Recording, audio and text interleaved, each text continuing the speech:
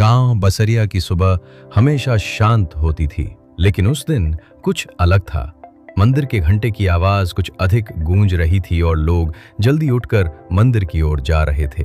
कारण था गांव के सबसे बुजुर्ग और पूज्य व्यक्ति पंडित शशिपाल जी का भाषण। वे सिर्फ एक पंडित नहीं थे, बल्कि गांव के मार्गदर्शक, न्यायाधीश और कभी-कभी गुरु भी बन जाते थे। पंडित जी की उम्र 75 पार थी, लेकिन शरीर से इतने मजबूत कि 50 का भी न लगे। लोग कहते थे कि उनके जीवन में सच्चा धर्म बसता है, नियम, व्रत, पूजा, संयम। वे ब्रह्म मुहूर्त में उठते, स्नान करके पूजा करते, किसी का बुरा नहीं सोचते और झूठ से कोसों दूर रहते। लेकिन एक दिन गांव में एक नया युवक आया। नाम था अर्जुन। उसके आने से ही गांव में एक चर्चा शुरू हो गई। क्या धर्म सिर्फ पूजा और नियमों में है, या कर्म और सेवा में भी धर्म छिपा है? अर्जुन शहर में पढ़ा लिखा युवक था। इंजीनियरिंग करने के बाद उसने नौकरी छोड़ दी थी और अब वो समाज सेवा के लिए गांव-गांव घूम रहा था। बसरिया में उसने अपनी झोपड़ी बना ली थी और दिन भर लोगों की मदद करता, किसी की फसल काटने में, किसी के घर की मरम्मत में और किसी को अस्पताल ले जाने में। लेकिन उसने कभी मंदिर में जाकर पूजा नहीं की, ना ही कभी प्रवचन में हिस्सा लिया, बस कर्म करता रहा। गांव में एक बार फिर बहस छिड़ गई, पंडित जी का धर्म श्रेष्ठ या अर्जुन का कर्म। एक दिन गांव के चौपाल में ये मुद्दा उठा। पंडित शशिपाल जी बैठे थे, उनके सामने अर्जुन भी था। बुजुर्गों और युवाओं का एक बड़ा जमावड़ा था।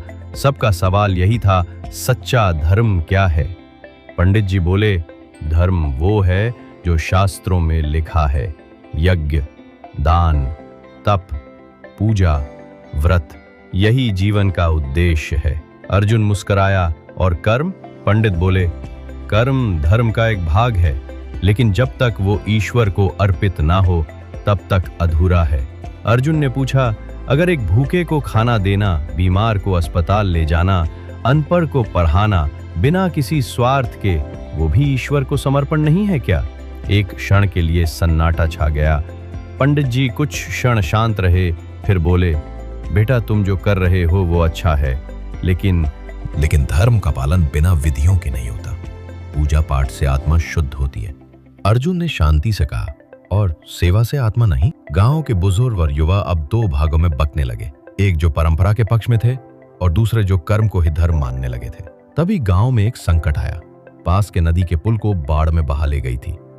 गांव पूरी तरह बाकी दुनिया से कट गया था। बाजार से अनाज आना बंद, अस्पताल की पहुंच बंद और कई बीमारों की जान पर बनाई। प्रशासन से मदद आने में समय लगने वाला था। उस समय अर्जुन ने गांव की युवा शक्ति को इकट्ठा किया। बांस और लकड़ियों से एक अस्थायी पुल बनाया, खुद अपनी पीठ पर राशन की बोरियां उठाकर लाया और सबसे बीमार दो बुजुर्गों को झोपड़ी से कंधों पर उठाकर पास के कस्बे तक पहुंचाया। गांव वालों ने उसे रोका, तू क्यों अपनी जान जोखिम में डाल रहा है? उसने सिर्फ एक बात कही, कर्म ही मेरा धर्म है। गांव वालों की आंखें नम हो गईं। वे देख रहे थे कि जब पंडित जी संकट की घड़ी में मंदिर में पूजा कर रहे थे, अर्जुन कर्म करके सैकड़ों की जान बचा रहा था। संकट के बाद गांव में एक सभा बुलाई गई। सरपंच ने कहा, हम सब ने धर्म को सिर्फ पूजा में देखा था, लेकिन आज हमने कर्म को भी धर्म बनते देखा है। पंडित शशिपाल जी खुद उठे, मंच पर आए और अर्जुन के चरणों में झुक गए। बेटा, तूने मुझे धर्म का असली रूप दिखाया है।